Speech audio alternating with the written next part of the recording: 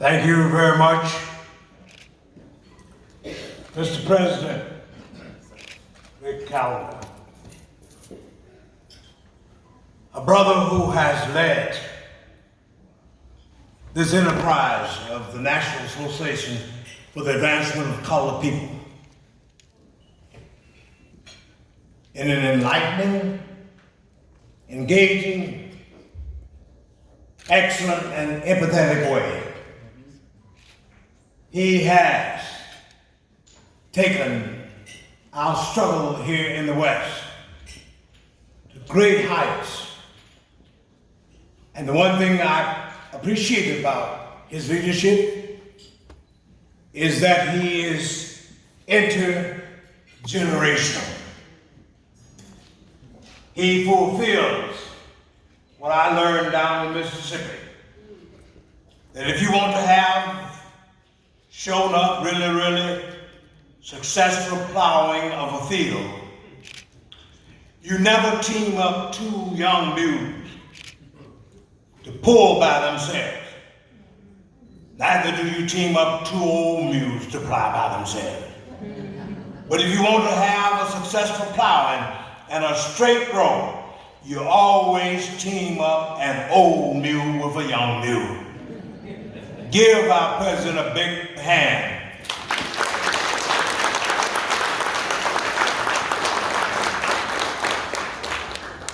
And this is demonstrated with his band, his jazz band, these young people. I see Third Baptist here tonight, which I'm very grateful for your presence.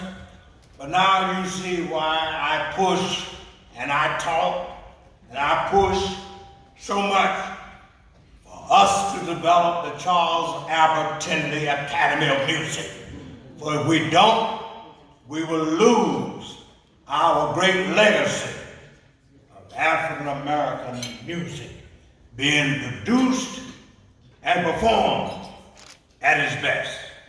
So again, let's give these young people a big round of applause.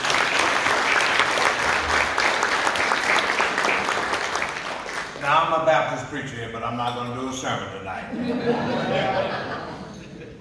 However, I could not leave this fateful evening in good conscience without first realizing, as one William Jefferson Clinton said so eloquently, you never seen a turtle on top of a stump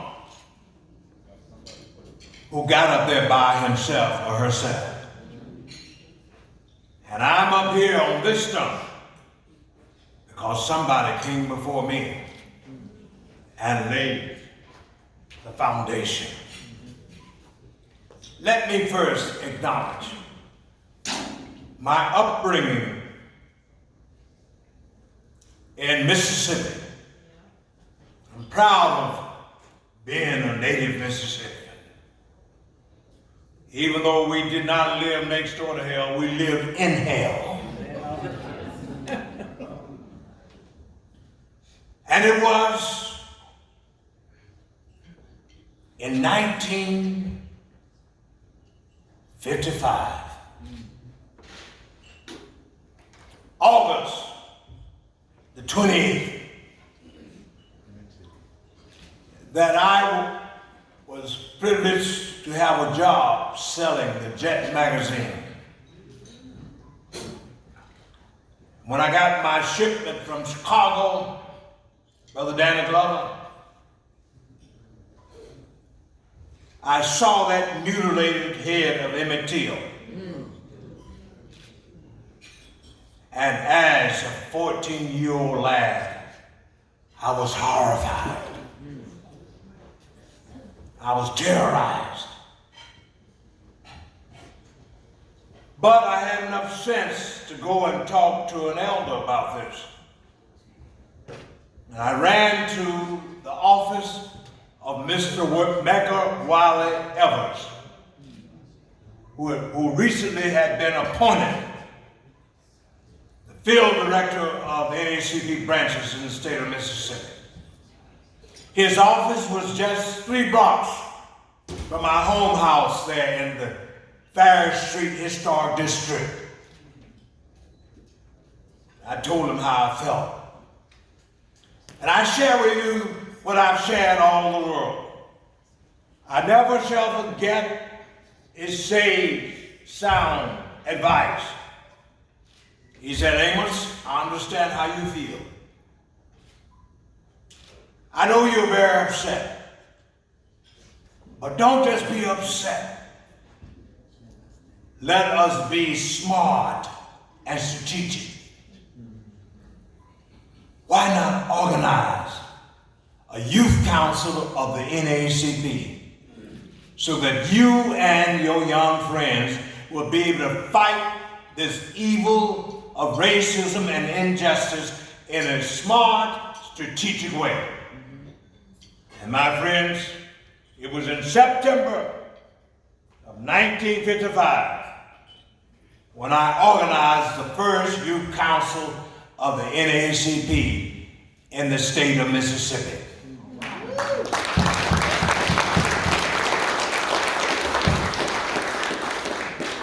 And I say to you now that I am 83 going on 84, but I'm going to stay in the struggle. God has been my strength. God has been my light and my salvation. And I fear no woman or man, including number 45, Donald Trump.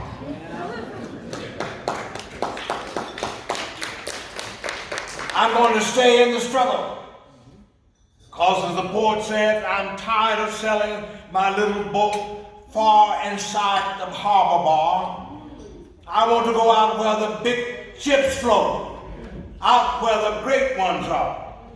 And should my frail craft prove too small for those waves that overflow, I'd rather go down in the stirring fight than to drowse to death by the sheltered shore. I'm going to stay in the fight until justice rolls down like waters and righteousness is an ever-flowing stream. I'm going to stay in the fight, I tell you, until black folks receive really equality of opportunity in these United States of America. I'm going to stay in the fight until the day will come.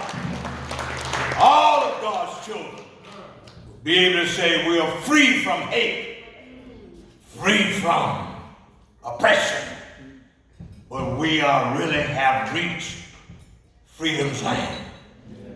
So my wife, thank you for being the wind beneath my wings. Jane Brown, stand up.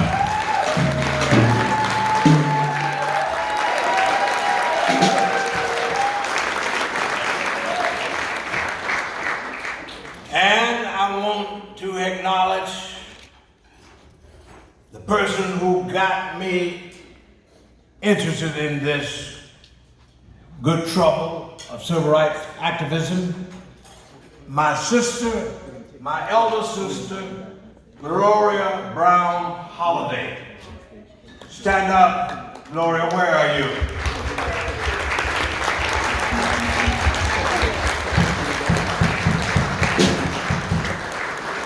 She's the one who introduced me to the struggle and told me about the NAACP's establishing that slogan, Free by 63, when she went to the convention in Dallas, Texas in 1955. And she served as president of the Denver, Colorado branch also. And then I want to thank all the great members of Third Baptist here.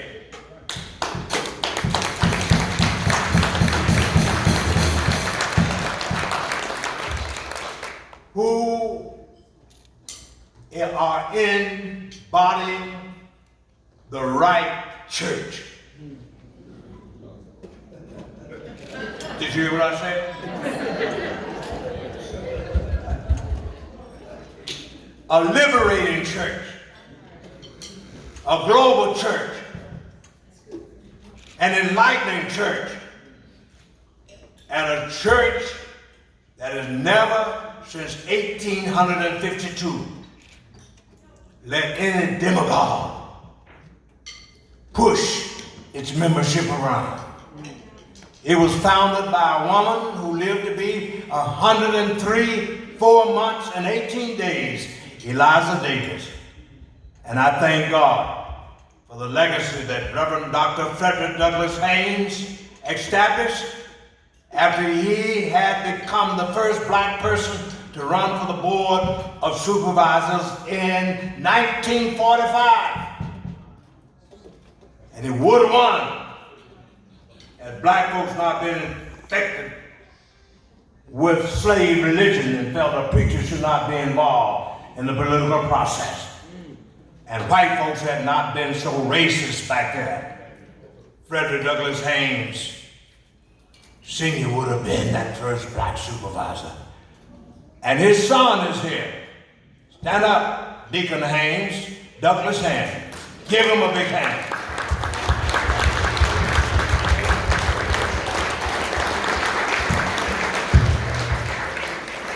You've already seen our chair on the video.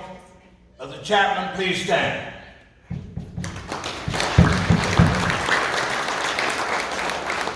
And Chairman Emeritus Deacon Alfonso Campbell from St. Petersburg, Florida, along with his dear wife, Diane Campbell, please stand.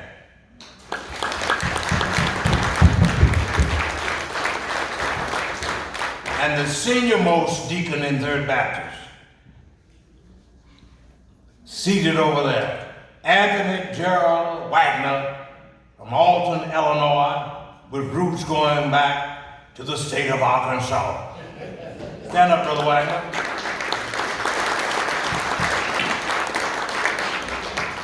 Gordon Greenwood, a great lawyer, graduate of Morehouse College, doing great things. Stand up, Brother Greenwood. I can't call everybody's name tonight, but everybody from Third Baptist and from the San Francisco branch of the NAACP, please stand up.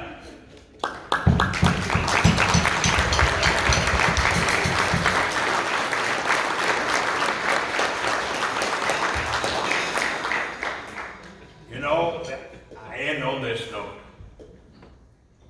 The African proverb says, I don't care.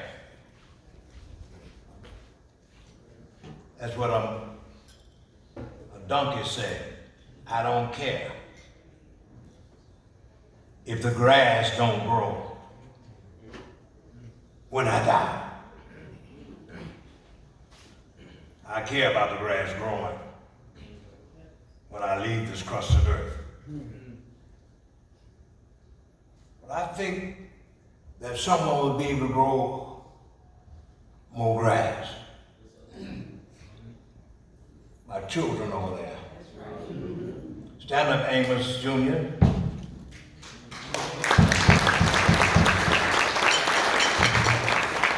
Kizzy.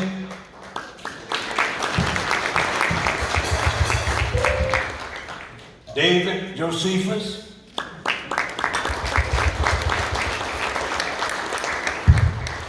The grass will continue to grow in them.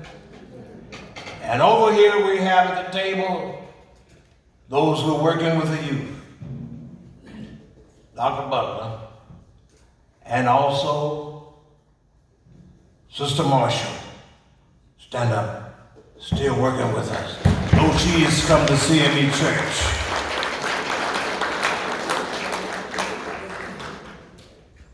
Now, again I say,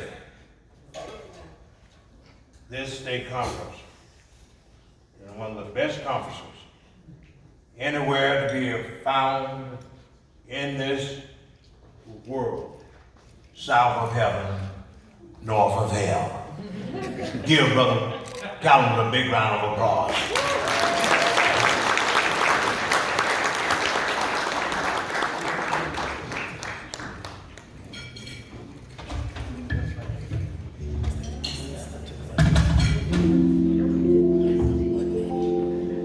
They're getting ready for this picture. Let me say this. We can't cover everything Brother Hopkins family, stand up to Kester, one of the first refugees that we were sponsored by Third Baptist. The family is here tonight. Give them a big hand.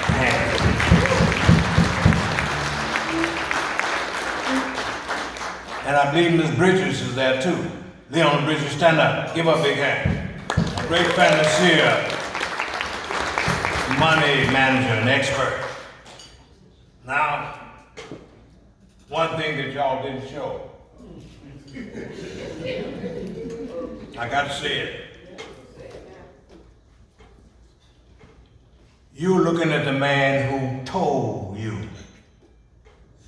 in 1991 that fellow, Clarence Thomas, was no good. For I united all of the Baptists in America, Black Baptists, to oppose his nomination. And many of us said, give him a chance. Oh, he changed me. And I said, no. I know where he came from.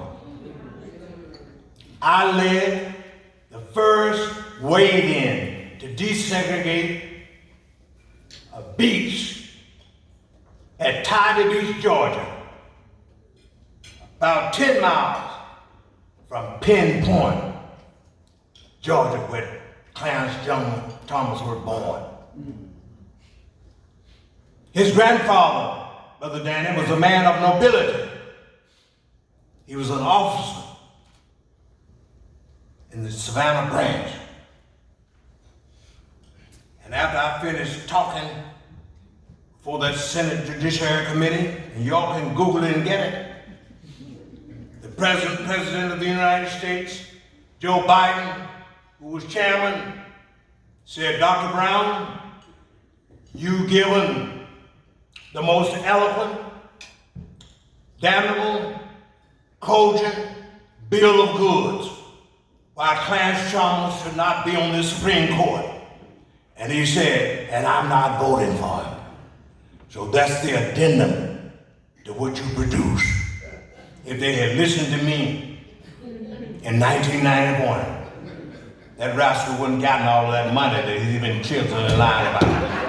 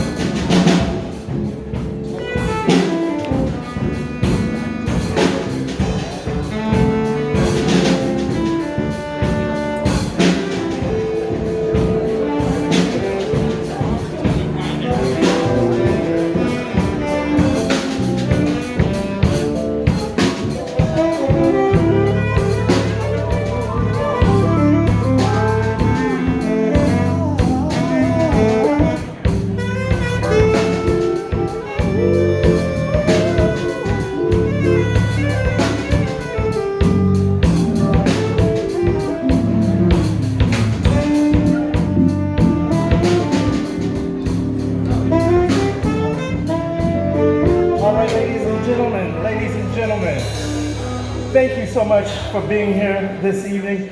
Can you join me in another round of applause for our new inductees to the Legacy Hall of Fame? And also, we gotta thank our MC, Brandon Cummings. She did a wonderful job, didn't she? She just stepped in. Turn on the KTRA News for those of you in Sacramento. You'll definitely see her in the morning. I gotta thank the committee and the event staff. This is our events chair right here. I gotta thank the volunteer. This is a volunteer event. Thank you to our events chair. And if your staff, can you raise your hand? I see we have Tanisha back here. Christina's over here. We got Fifi in the back. Let's give them a round of applause, please. And I gotta have a special thank you for the Raylan Albert and the Oakland Ensemble.